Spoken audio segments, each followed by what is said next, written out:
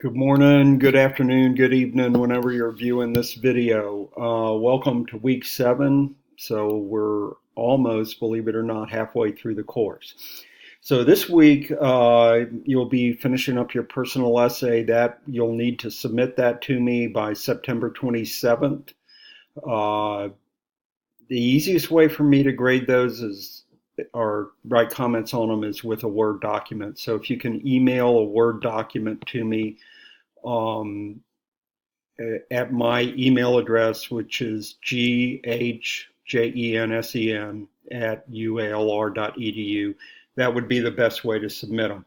By the way, if you don't have Word, Microsoft Word, you can download that for free from the university because the university has an account or a license for all the students.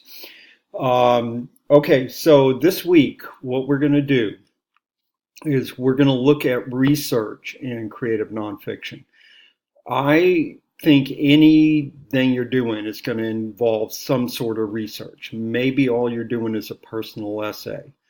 Uh, Maybe that's about a hike you went on. But what you're going to want to do is maybe do a little research on some of the flora and fauna that are along the trail, maybe some research on the history of the trail, uh, maybe do some reading about hiking and pull in some quotes. So any form of creative nonfiction that you're doing certainly can have, and I think should have, some sort of research element in it. When I was doing my memoir, which is about my father being an alcoholic and him leaving the family when I was 7 years old, I didn't know a whole lot about him. And mostly what I knew were just some stories here and there. One of the things I decided to do was do some research on his military career. So he was on a destroyer in World War II. He was in most of the naval battles in the Pacific, and he was even at Pearl Harbor when it was bombed. So one of the things I did, for example, was I got copies of his military records, which you can do through the National Archives.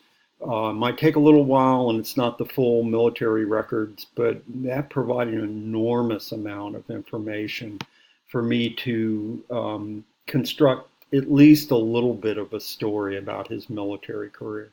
I was also able to track down some of his shipmates through the Pearl Harbor Survivors Association and was able to get their addresses and write them. And about 8 or 9 of them wrote me back and told me some stories, and I got to know a few of them. So doing research can be a real interesting part of creative nonfiction. In order to learn how to do research in creative nonfiction, we're doing basically 2 things this week. So one thing, there's a video I provided a link to. It's Steve Harvey and Jill Christman. It's a workshop or a little presentation they did on research, the art of the research, and with personal essays and so on, and memoirs. And that was a workshop that they delivered at the River Teeth Nonfiction Conference last summer. And so you can watch that video. It's about an hour long, but I think you'll pick up a lot of tips from watching that video. And then there's a short reading also, or actually a couple of short readings.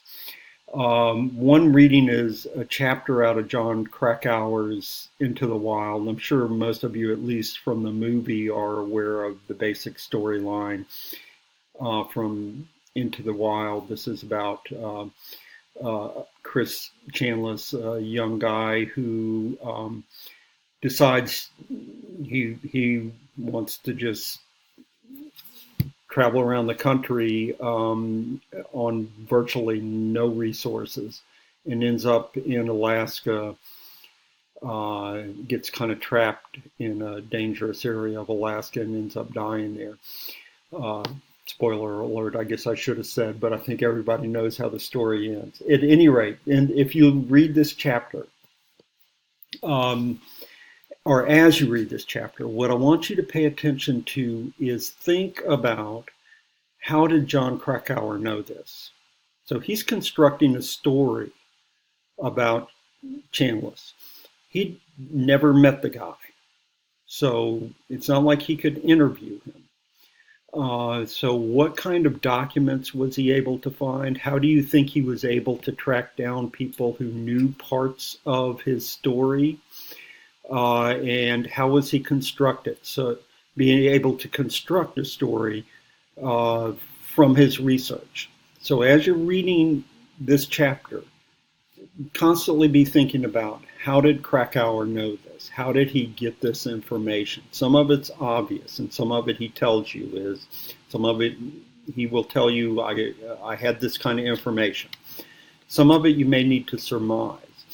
But if you start reading this way and start paying attention to how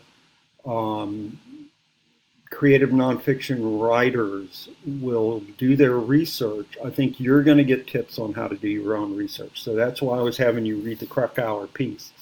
Now, there's also a little short essay in there on keeping writers' notebooks. I think if you're doing research, it makes real sense to keep them in notebooks. And different writers have different ways of keeping notebooks. The article is by Randon Billings Noble, and she keeps 3 notebooks.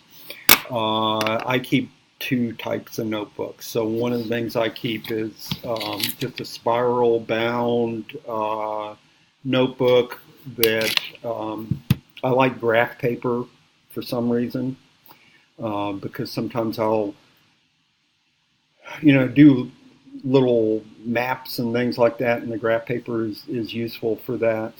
And I keep just a smaller, there we go, kind of notebook. So this is something I can just keep in my shirt pocket or pants pocket and carry around with me in case, I encounter ideas or information during the course of the day. And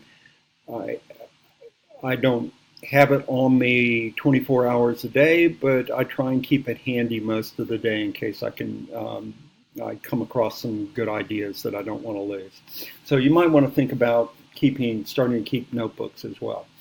One other thing I wanted to mention, just in terms of research, is the work of Svetlana Alexievich.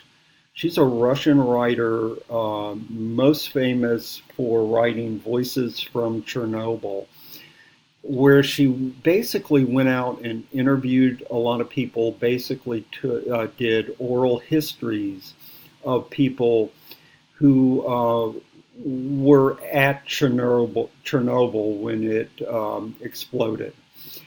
And she's done other kinds of similar work. She recently won the Nobel Prize for Literature for her work. So that's another kind of research you might want to consider, is just the whole notion of interviewing people and doing oral histories. There's a lot of information you can find online about how to do oral histories. Okay, so if you have any questions, send me an email or post something on the discussion board. I'll see you online this week.